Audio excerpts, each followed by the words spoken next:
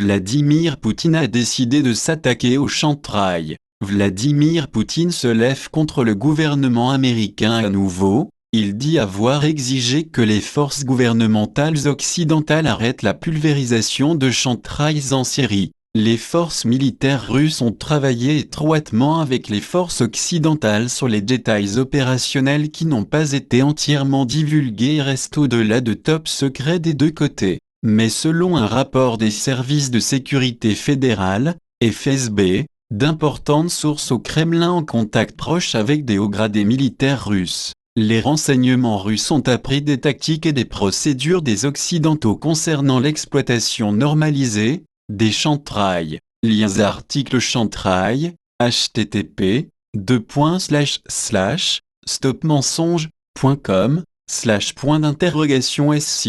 chantrail. Le président Poutine, qui est fondamentalement opposé à la guerre herbicide, est dit être profondément troublé et furieux. Chantrail Poutine stop mensonge. Si je comprends bien, les Américains ne sont pas intéressés à vaincre ISIS mais ils sont intéressés au contrôle des esprits de la population syrienne. Note stopmensonge.com. Donc selon la Russie les chantrails serviraient bien à transporter mieux les ondes scalaires de HAARP pour pouvoir mieux influencer le comportement des humains. Les chantrails sont restés régulièrement dans le ciel nord-ouest de la Syrie pour des journées entières au cours de frappes aériennes dirigées par les Américains sur Khorasan et Al-Nusra, selon le rapport du FSB. Il est dit que ce déploiement chimique ne fait pas de victimes civiles, mais que les chantrails sont là pour le contrôle psychologique et physique. La destruction des cultures et les tentatives de contrôler le temps sont un anathème pour le président Poutine.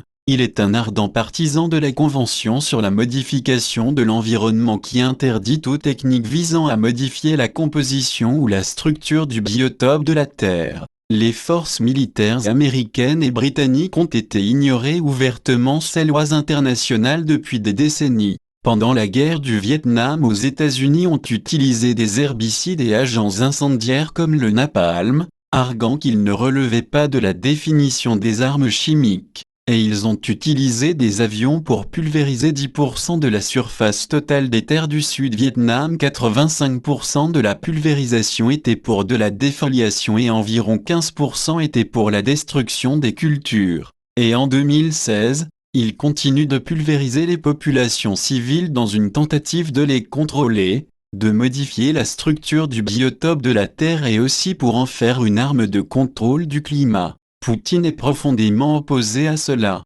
Il considère manipulation de la météo comme étant un jeu dangereux qui a des conséquences désastreuses. L'enfance de Poutine pourrait expliquer sa compréhension du fait que la nature doit être respectée et cultivée, et non pas manipulée et transformée en arme. Après le siège de Leningrad, qui a presque tué sa mère, sa famille a été forcée de se déplacer dans un bâtiment communal infesté de rats. Poutine a passé des heures à courir après les rongeurs dans l'escalier. Il a développé une maladie respiratoire. 4 adultes, plus Poutine et son frère, étaient entassés dans une seule pièce de 20 pieds carrés sans eau chaude, ni salle de bain, ou toilette. Il a surmonté ces conditions désastreuses en embrassant ses études ainsi que le judo, le karaté, le sambo qui est un art martial russe qui exige un intense équilibre entre l'esprit et le corps. Le président russe comprend la nécessité d'une vie saine et disciplinée.